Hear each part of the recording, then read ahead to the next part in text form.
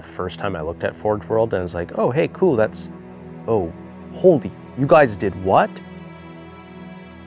There's just way too much. You can't keep it all in your head at once. It was so beyond our production capability. We were just like, you know, that's crazy. We can't do that. I couldn't stop the artist who started creating it.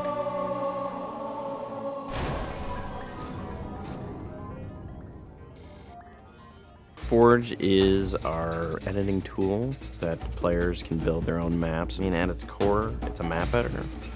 We always had this vision right from the get-go, which is anyone can build anything. Giving the fans the tools, they can take it and run with it and make it their own. Forge World actually started as 5 separate maps. And I said, wouldn't it be cool if, like, you could play this and go over there and then play over there if you wanted? And Forge World was born. There were a lot of people telling us that, no, you cannot ship this as one big map. We have this awesome new automatically generated LOD system called impostering that makes objects that are really far away really cheap to draw. We're pushing what we can do with the Forge budget, so that lets us have many more objects up on the screen at once, which lets us put more objects into Forge. Interesting to take the Banshee or Falcon out for a spin in Forge World, because it actually takes a while to get from one into the other.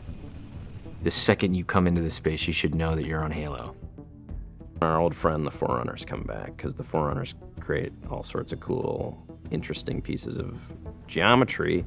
We wanted to give people a variety of locations that they could forge in a different way. So a gulch, an island, an interior, a very small outdoor pocket, and then the rock, which was kind of based off Ascension. Let's use a lot of interesting parts in it so that people can manipulate it or we can change it. Why don't we bring back Blood Gulch and carve it all up into pieces so that people can start manipulating it in interesting ways. And then Sanctuary was the other one.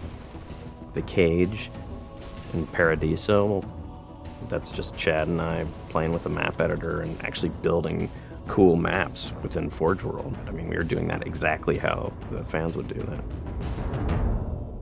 we definitely looked at what we did in Halo 3 and said, what can we learn from this? It's one thing to build just a stunning amount of map variants, but like nobody was expecting Forge art, I don't think. Like that was just a completely, whoa, what? The Rube Goldberg machines, yeah, those are everywhere. In Halo 3, it was cool that you could move things around, but it was still kind of clunky. And we're like, we have to make this better. What are some of the tricks that the community is using, and how can we make those not be tricks and just make those be tools? We took that stuff and made it like a real feature. There's normal, phased, and fixed. So normal is like Halo 3 style, you know, it bumps into stuff when you let it go and it falls to the ground and moves around and stuff. And fixed is the same thing, except when you let it go, it stays exactly where it was. And then phased is the coolest because it means that while you're editing the object, it's not actually interacting with the environment. You can put it through a wall, you can put it, you know, through other objects. Which changed everything for Forge, like immediately. It's much easier to build a Forge space. There's snaps and rotates and degrees and units that you can move things. You can be very precise.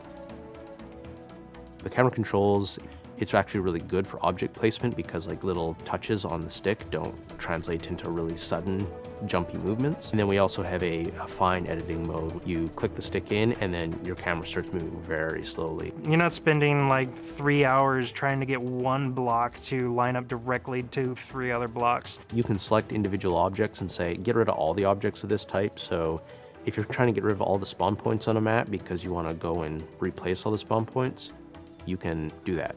You can do custom colors. You can take these Forge pieces and say, hey, that's blue. So the blue base can truly look like the blue base. Reach's expanded sandbox includes new things like, you know, jetpacks. And if people want to build some sort of 3D map and really make use of the jetpack, they can do that now.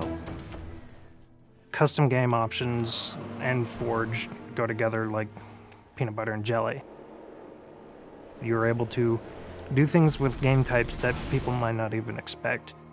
My favorite example is King of the Hill, where the warthog is the hill. I'm super excited to see what people do with it when it goes out, because there's so much crazy stuff in there that's amazing. We are shipping maps on the disc that we made in Forge ourselves.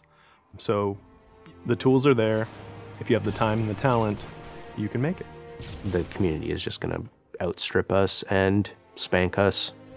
With the new tagging system, you can save a forged variant, you can post it to your file share, and then you can say, you know, sweet new map. Things that are good are downloaded by a lot of people and passed around to a lot of people, and that makes the really sweet stuff bubble up to the top. I'm looking forward to what the next big community game type is going to be.